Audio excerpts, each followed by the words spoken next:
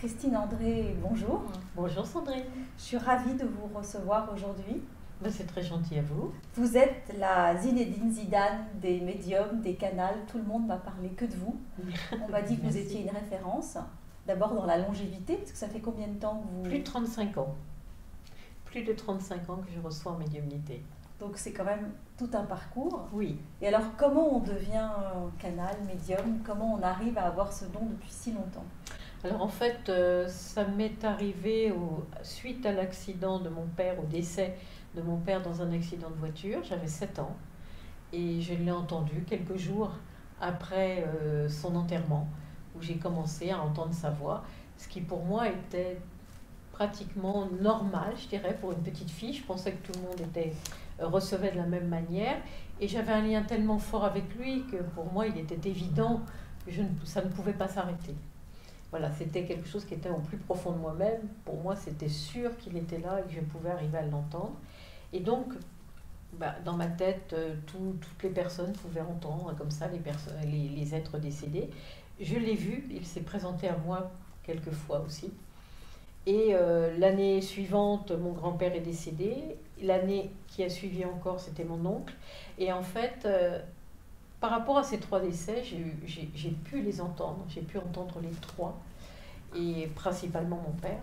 Mais ce qui m'a permis de mieux supporter ces départs consécutifs comme ça dans la famille, alors que ça créait une atmosphère quand même assez lourde, et ça m'a permis d'avoir quand même de pouvoir grandir, parce que j'avais ces contacts avec mon père principalement, qui me rassuraient quand même, qui me rassuraient continuellement, qui pouvait aussi me dire si je ne fonctionnais pas comme il fallait en tant que petite fille. Il savait aussi le dire, mais il y avait ce côté paternel qui restait.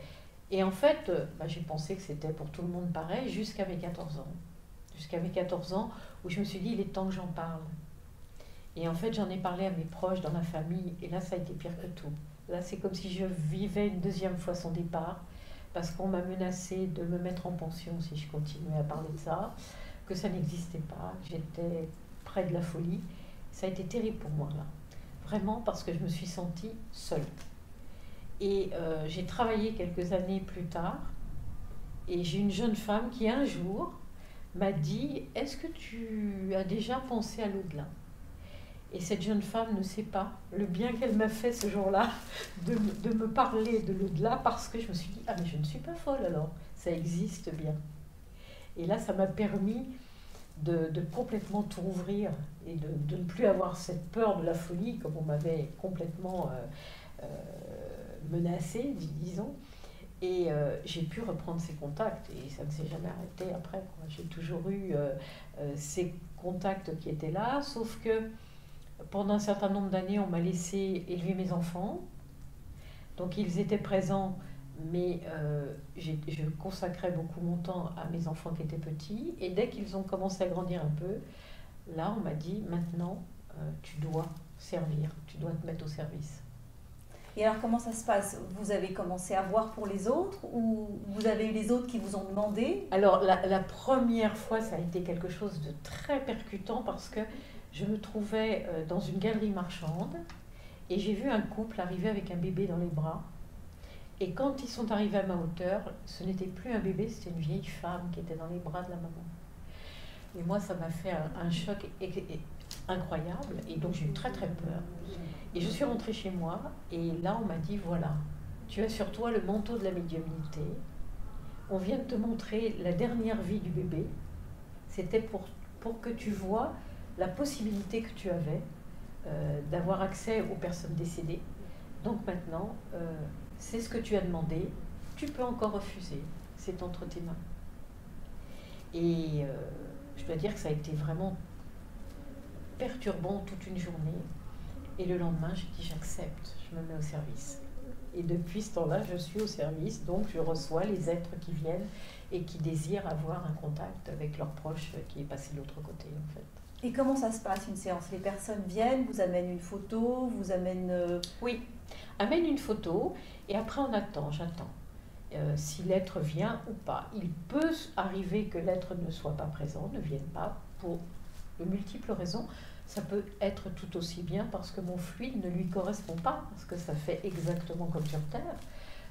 Il y a des personnes entre lesquelles ça ne passe pas trop, et je peux très bien avoir un fluide qui ne correspond pas à un être qui est passé de l'autre côté. Donc ça peut être ça peut être pour toute autre raison, parce que l'énergie du moment fait que l'être ne peut pas se déplacer. Et puis il faut qu'il y ait l'autorisation et du guide de l'être qui est passé, et du guide du consultant. Donc c'est les 3 conditions réunies pour qu'un contact se fasse. Moi, j'étais venue vous voir Oui, avant cette interview et je vous ai apporté une photo de mon fils, une photo de mon papa. oui, Et mon fils était disponible. voilà. Merci. Et j'ai pu avoir, grâce à vous, un très bel échange. Et par contre, mon papa n'était pas disponible, ce qui est toujours évidemment très surprenant de savoir qu'il n'est pas. Voilà, parce qu'il peut être dans une autre mission à ce moment-là. Donc, et puis, il y a aussi les priorités. Donc, si vous voulez, ça peut arriver par exemple en salle. Les êtres de l'autre côté ont beaucoup de respect les uns envers les autres. Donc, vous allez avoir une personne qui veut absolument avoir contact avec son père ou sa mère parti depuis 10 ou 12 ans. Mais si il y a de l'autre côté un enfant qui peut parler à sa mère et qu'on sait que la maman, ça va la rassurer, automatiquement les âmes vont s'effacer pour que l'enfant puisse parler à la maman. C'est-à-dire que les âmes ont toujours, la chose de privilégier ce qui va aider l'être qui est sur Terre. Alors quand vous faites des séances en consultation, vous avez donc contact défunt. Oui. Et vous avez une guidance. Une guidance. Alors j'ai une amie qui a fait ça avec vous, qui était impressionnée par tout ce que vous lui avez dit. Oui, parce qu'en fait, j'ai contact avec son guide dans ces moments-là. C'est son guide qui vous donne les informations. C'est son guide qui me donne les informations et qui m'explique son cheminement, qui m'explique ce qu'elle est venue travailler et ce qu'elle est venue régler. On a 2 choses importantes dans notre parcours. Ce qu'on vient régler d'une vie d'avant, ce qu'on vient donner par rapport aux autres. Donc, le guide va expliquer à la personne. Le guide ne va pas faire de la prédiction.